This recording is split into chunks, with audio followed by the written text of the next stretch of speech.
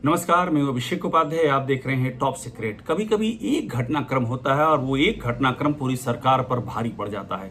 सरकार जिसे छिपाने की पुरजोर कोशिश करती है, एक घटनाक्रम होता है और सरकार की सारी कोशिशों की चिंदियां बिखर जाती हैं।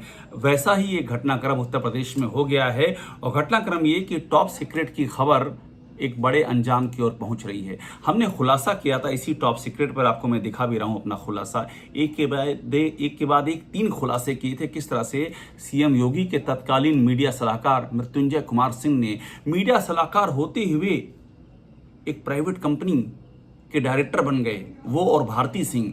और उसके बाद उस कंपनी में एक भगौड़े के साथ में करोड़ों का लेन देन कर लिया। एक ऐसा व्यक्ति जो इस समय भगौड़ा है, राशिद नसीम उसका नाम है। उसको एजेंसियां ढूंढ रही हैं। वो 60,000 करोड़ रुपया लेकर के हजारों लाखों लोगों को चूना लगा करके दुबई में छुपा हुआ है। उसके खिलाफ रेड कॉर्नर नोटिस जारी है। ऐसे व्यक्ति के साथ में मृत्युंजय कुमार सिंह की अपनी कंपनी से लेन देन होता है, करोड़ों रुपए लोन के लिए जाते हैं। ये स्टोरी हमने दिखाई थी। उसके बाद भूकंप आ गया सियासी, मृत्युंजय कुमार सिंह को उनके पद से हटा दिया गया। और अब एक नया डेवलपमेंट है, ये चिट्ठी आई है लोकायुक्त की ओर से।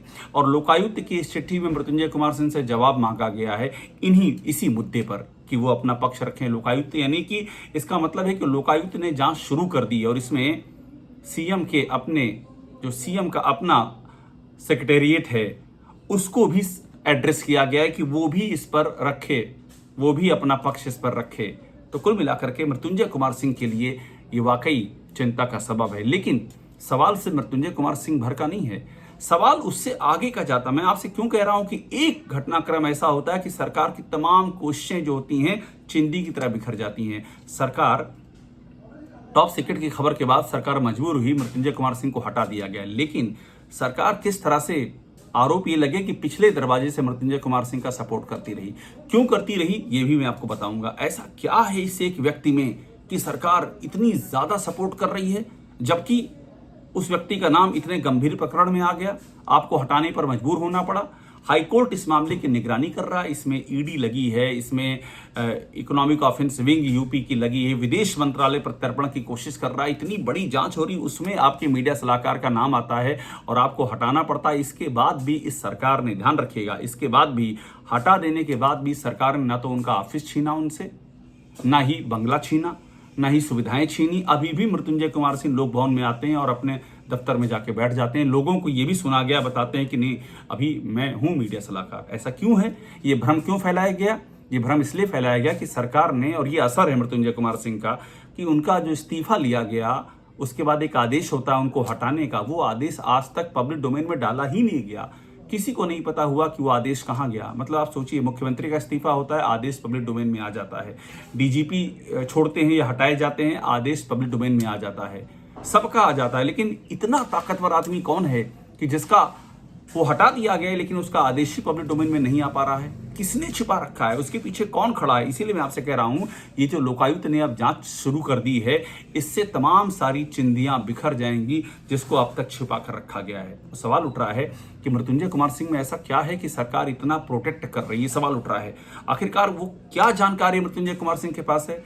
किन किन मामलों में मृत्युंजय कुमार सिंह भागीदार हैं? पिछले 8 साल से जो व्यक्ति साय की तरह साथ रहा हो सीएम योगी आदित्यनाथ के, उनका मीडिया एडवाइजर रहा और बहुत ही पावरफुल मीडिया एडवाइजर रहा, उसके पास ऐसी कौन कौन सी जानकारी है? ये सवाल उठ रहे हैं। क्यों बचाया जा रहा है? ये सवाल उठ रहे हैं। क्यों नहीं उनका जो इस्तीफा लेने के बाद जब हटाया गया, क्यों नहीं वो सार्वजनिक किया गया? सवाल उठ रहे हैं। वो व्यक्ति क्यों अपने ऑफिस में बैठ रहा है? सवाल उठ रहे हैं। उस आदमी को सरकारी बंगला क्यों दिया हुआ है? सवाल उठ रहे हैं। उस आदमी के पास सरकारी सुविधाएं और वाहन कैसे? ये सवाल उठ रहे हैं। वो आदमी सबसे सेंसिटिव जगह जो है यूपी की, लोक भवन, जहां तमाम सरकारी फाइलें मूव होती हैं, जहां तमाम संवेदनशील विभाग हैं, वहां कैसे बेरोक एंट्री हो रही है? ये सवाल उठ रहे हैं। और ऐसे में अब जब ये लोकायुक्त से चिट्ठी आ गई है तो ये सवाल और भी गहरा गए। अब सरकार को जवाब देना होगा ऑफिशियली। अब जवाब देना होगा ऑफिशियली मृत्युंजय कुमार सिंह को। मैं आपको बता दूं, इस मामले में ईडी की भी जांच चल रही है। ईडी की जो जांच है अभी, उसका भी सिरा सामने आएगा तो पता चलेगा कि ये मामला कितना बड़ा है। और यहीं पर सवाल ये भी खड़ा होता है कि योगी सरकार किस जीरो टॉलरेंस की बात करती है? आप कहते हैं आप भ्रष्टाचार के खिलाफ एक्शन लेते हैं, आपके चारों ओर इस तरह की चीजें सामने आ रही। वो लोग जो आपके साथ सहायक के साथ रहते थे, ऐसा एक नाम है शिशिर कुमार सिंह का, जो सूचना निदेशक थे, उनको भी हटाया गया। हमने उनकी भी कहानी पूरी दिखाई थी, किस तरह से उनके ऊपर ठेकेदारी, अनियमितता, भ्रष्टाचार, कट कमीशन जैसे गंभीर आरोप लगे, वो स्टोरी हमने दिखाई। फार्म हाउस, किस तरह से लखनऊ के अंदर एक फार्म हाउस ले लिया गया दान पर, और अपनी जो संपत्ति का ब्यौरा होता है अचल संपत्ति का, वो नहीं दिया। आईएएस होने के बावजूद जो कि देना मस्ट था वो नहीं दिया। शिशिर कुमार सिंह पर वो भी आरोप लगे। और अभी हाल ही में हमने स्टोरी दिखाई, हमने डिप्टी डायरेक्टर का इंटरव्यू किया, जो 3 दशक यूपी के सूचना विभाग में ही रहे हैं, पिछले साल रिटायर हुए हैं डिप्टी डायरेक्टर इंफॉर्मेशन के पद से, डॉक्टर मुरलीधर सिंह। उन्होंने तो सारी कलई खोल दी। उन्होंने बताया किस तरह से कट कमीशन का धंधा चल रहा था सूचना में। उन्होंने बताया कि 35-36 अरब का बजट होता है और कितने अरब पार हो जाते हैं, आउटसोर्सिंग के जरिए चीजें की जाती हैं। इन्हीं शिशिर सिंह के खिलाफ एक चिट्ठी भी हमने दिखाई, जो कि वित्त मंत्रालय से आई है, जिसमें जांच के लिए कहा गया, इन्हीं लोकायुक्तों को जांच के लिए कहा गया, और जो इनकम टैक्स को भेजी गई। तो ये सारे लोग कौन है? ये तो आसपास के लोग हैं, योगी आदित्यनाथ के, मृत्युंजय सिंह, शिशिर सिंह, और साथ में मनोज कुमार सिंह जो चीफ सेक्रेटरी हैं, यूपी सरकार के चीफ सेक्रेटरी। हमने उन पर स्टोरी की, एक के बाद एक कितनी स्टोरियां हमने कर डाली कि किस तरह से वो बिल्डरों के, बड़े बड़े व्यापारियों के हजारों करोड़ माफ कर रहे हैं। और वो जिनको कि सरकार खुद कह रही है कि वसूलो, सरकार का न्याय विभाग कह रहा है वसूलो, सरकार की अथॉरिटी जो यमुना अथॉरिटी, नोएडा अथॉरिटी, वो कह रही है वसूलो, लेकिन मनोज कुमार सिंह जाकर के माफ कर दे रही है। ये क्या हो रहा है इस सरकार में? ये सब तो आपके आसपास के लोग हैं। तो सवाल ये उठ रहा है कि मृत्युंजय कुमार सिंह को जो चिट्ठी गई है, ये चिट्ठी ने एक पिटारा खोल दिया है, एक बड़ा पिटारा खोला है, और एक ऐसा पिटारा खोला है जिसके अंदर बहुत कुछ है। अब बहुत कुछ निकल करके सामने आएगा। ये भी सामने आएगा क्योंकि अब उनको जवाब तो देना होगा, खुद को बचाएंगे तो जवाब देना होगा, कबूलेंगे तो जवाब देना होगा। और सवाल ये भी आएगा कि पीछे से कौन बचा रहा था, और क्या ये जानकारी दिल्ली तक है कि इस तरह से पूरा एक चक्रव्यूह चल रहा है। तो अब ये मामला खुल गया है, और एक मामला खुलने की देर होती है, उसके बाद सारे मामले टंबल आउट होने लगते हैं, सारे मामले खुलने लगते हैं। तो ये कह रहे हैं, इसे कहा जा रहा है कि चक्रव्यूह का 7वां द्वार है ये, और 7वें द्वार पे चोट लग गई है।